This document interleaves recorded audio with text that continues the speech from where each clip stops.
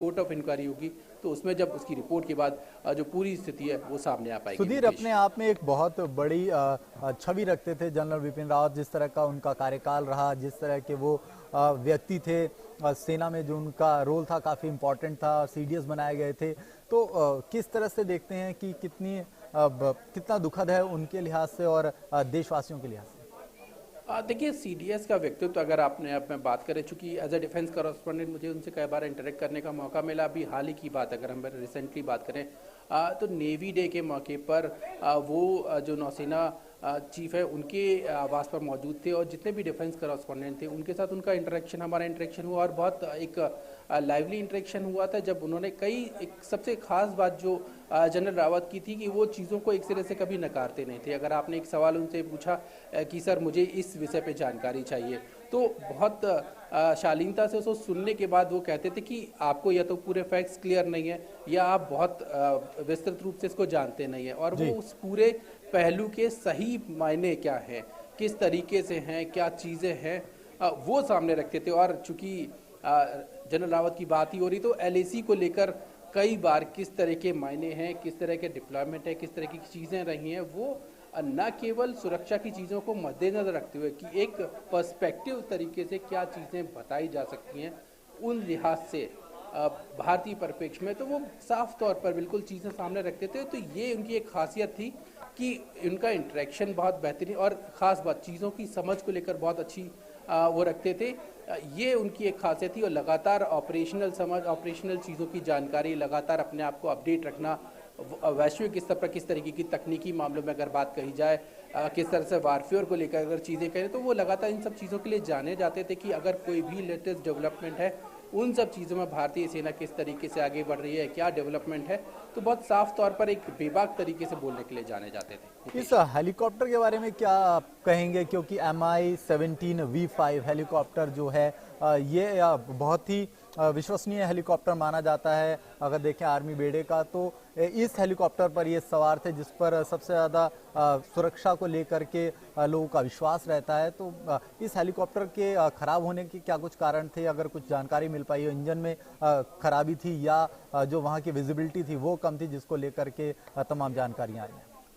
देखिए मुकेश, अभी ये कहना बहुत जल्दबाजी होगी क्योंकि इसकी जो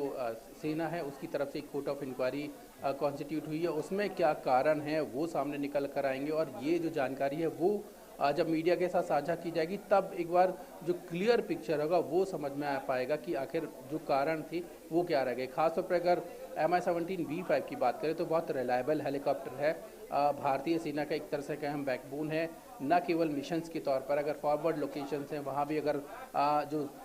अगर हम अपने ट्रूप्स के डिप्लॉयमेंट की बात करें या हमारे जो साजो सामान है उनको ले जाने की बात करें तो उसमें एक बहुत मदद हमारी करता है। और न केवल इसके अलावा जो वीवीआईपी मूवमेंट्स है उसमें भी एक्सटेंसिवली इसको यूज़ किया गया, तो बहुत रिलायबल है। लेकिन चूंकि आज की खास तौर पर घटना की अगर हम बात करें तो आज की घटना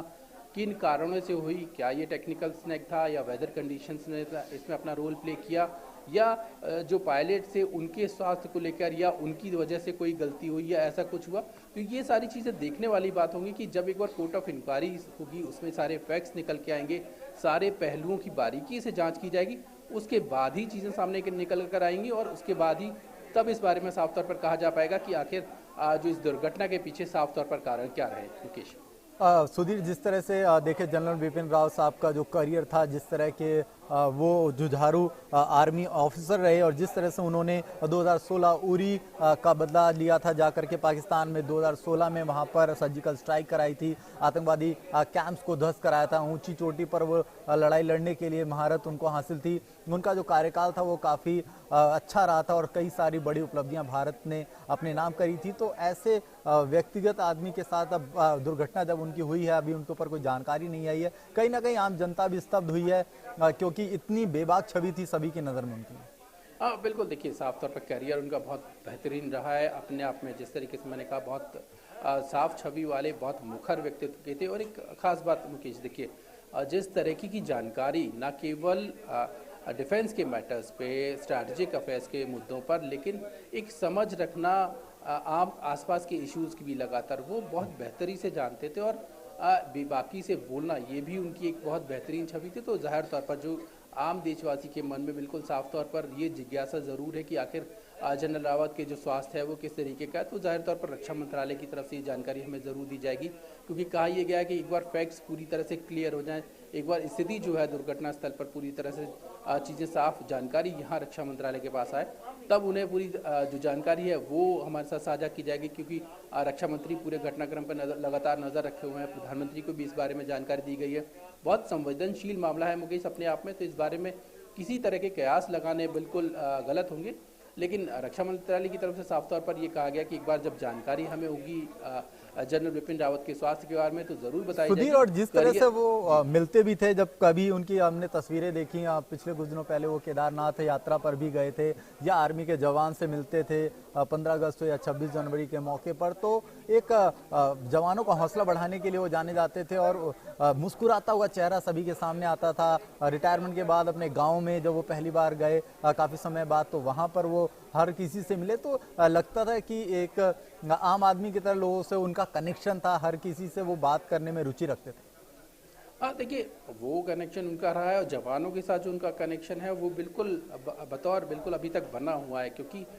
जवानों के साथ लगातार इंटरेक्शन करना, स्टूडेंट्स के साथ लगातार इंटरेक्शन करना, मैंने कई मौक़ों पर उनको देखा है कि जो बॉर्डर एरियाज़ के जो स्टूडेंट्स हैं उनके साथ आते हुए इंटरेक्शन करते हुए वो जो स्टूडेंट्स थे उनको किस तरीके से नेशन बिल्डिंग में पार्टिसिपेट कर सकें, उनको इस लेकर बात करना, लगातार बताना कि आप किस तरीके से और बेहतर कर सकें, ये सारी जो खूबियाँ थी वो लगातार उनमें रही और एक जो लाइवलीनेस उनमें रही है वो हमेशा से मौजूद है। और बिल्कुल जिस तरीके से मैं कह रहा हूँ ना कि जब भी हम उनसे मिलते थे तो बेझिझक एक बिल्कुल साफ तौर पर अगर आपके मन में कोई सवाल आ रहा है तो आप जनरल रावत से साफ तौर पर पूछ सकते हैं, ये उनकी खासियत थी। तो अपने आप में ये दर्शाता है कि एक जनरल से आप डायरेक्टली मिल सकते हैं, पूछ सकते हैं, एक्सेस बहुत मिलता था और दूसरी समझ जो मुद्दों की थी वो बहुत बेहतरीन थी। तो ये एक छवि अपने आप में उनको यूनिक बनाती है जो उनके समकक्ष हैं या उनकी जो मिलिट्री लीडरशिप है उन सब चीज़ों के लिहाज से। तो ये सब चीज़ें देशवासियों के मन में है। ख़ासतौर पर अगर हम डिफेंस कवर करते तो हमें जनरल रावत की अगर बात करें तो जनरल रावत इन सब चीज़ों के लिए बिल्कुल जाने जाते हैं कि एक बेहतरीन समझ और मुद्दों पर एक बेबाक राय। मुकेश बिल्कुल, अभी और जो जानकारी है इसके मुताबिक जनरल रावत को लेकर के अभी पूरी तरह से स्थिति साफ नहीं है, लेकिन एक बड़ा हादसा आज किन्नौर में हुआ और सुबह जब ये दिन में यह हादसा हुआ उसके बाद से तमाम जांच एजेंसियां गठित कर दी गई हैं। सभी लोग संवेदनाएं व्यक्त कर रहे हैं। सुधीर, जो कम्युनिटी है जिससे वो कनेक्ट करते हैं और जिस तरह से और भी जवान उसमें उस समय ऑन बोर्ड थे, वो तमाम लोग कहाँ जा रहे थे, क्या कुछ प्लान था और आगे किस फंक्शन को अटेंड करने जा रहे थे? देखिए उनका नई दिल्ली से सुलूर जाने का प्रोग्राम था। वेलिंगटन से सुलूर के लिए वो MI-17 हेलीकॉप्टर से निकले थे और उसके दौरान ये दुर्घटना हुई है। उसमें उनकी पत्नी मौजूद थी, उनका पर्सनल स्टाफ है, उसके 9 लोग मौजूद थे और जो केबिन जो क्रू का सदस्य है, हेलीकॉप्टर क्रू का जो है 5 लोग मौजूद थे, तो कुल 14 लोग थे। अभी जो राज्य सरकार है उसकी तरफ से कहा गया कि जो 8 लोग हैं उनकी डेड बॉडीज हमें मिल चुके हैं, लेकिन रक्षा मंत्रालय जो है वो सभी और जो ज़रूरी जो जानकारी है वो जुटाने के बाद हमसे कहा गया है कि एक बार जब पूरी तरह से स्थिति साफ होगी तो जो जनरल रावत है उनकी स्थिति, उनके स्वास्थ्य के बारे में जानकारी दी जाएगी। खास बात यह है मुकेश इसमें कि जनरल रावत और उनकी जो पत्नी है वो इस फ्लाइट में सवार थे, तो ये अपने आप में एक अहम